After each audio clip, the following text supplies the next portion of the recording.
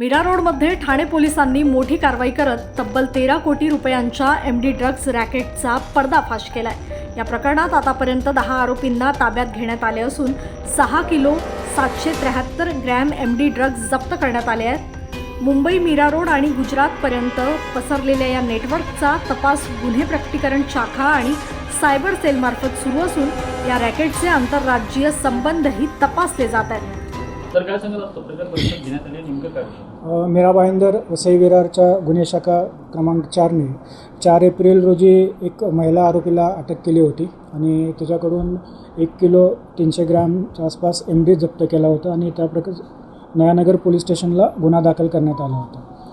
त्या गुन्ह्याच्या तपासामध्ये त्यांनी एकूण 10 आरोपींना पुढं अटक केली होती आणि त्यामध्ये 6 किलो 700 ग्रॅमच्या आसपास एमडी जप्त केला होता।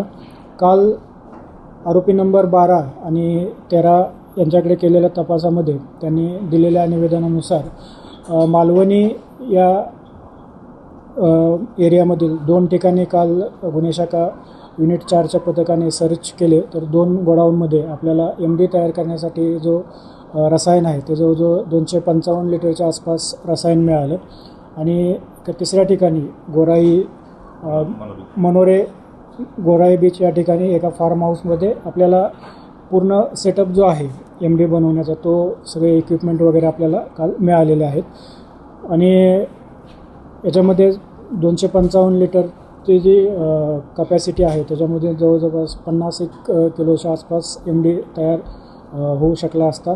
हा सर्व सेटअप आपल्या क्राईम ब्रँच युनिट 4ने काल माननीय पोलीस आयुक्त यांच्या मार्गदर्शनाखाली काल उद्ध्वस्त केलेला आहे। आतापर्यंतच्या या केसमध्ये टोटल आपण 6 किलो 700 ग्रॅमच्या आसपास माल जप्त केलेला आहे आणि कालचे रसायन आणि जे सगळं लॅब इक्विपमेंट आहे हे धरून जर आपण केलं तर साधारणतः 14.5 ते 15 करोडच्या आसपास मुद्देमाल आपण जप्त केलेला आहे आतापर्यंत या केसमध्ये। सर, ज्या आरोपी पकडण्यात आले त्या आरोपींवरती याच्या अगोदरही काही गुन्हे आहेत का? यातल्या काही आरोपींच्यावरती पूर्वीसुद्धा गुन्हे होते। आरोपी मूळचे कुठले आहेत सर? आरोपी MMR रिजनमधलेच आहेत बहुतांशी। त्याचे धागेदोरे अजूनही काय पुढे असतील का? आणखी आपल्याला पॉझिटिव्ह आहे आपण आणि युनिट 4चं पथक जे आहे आपलं त्या दृष्टीनं काम करते।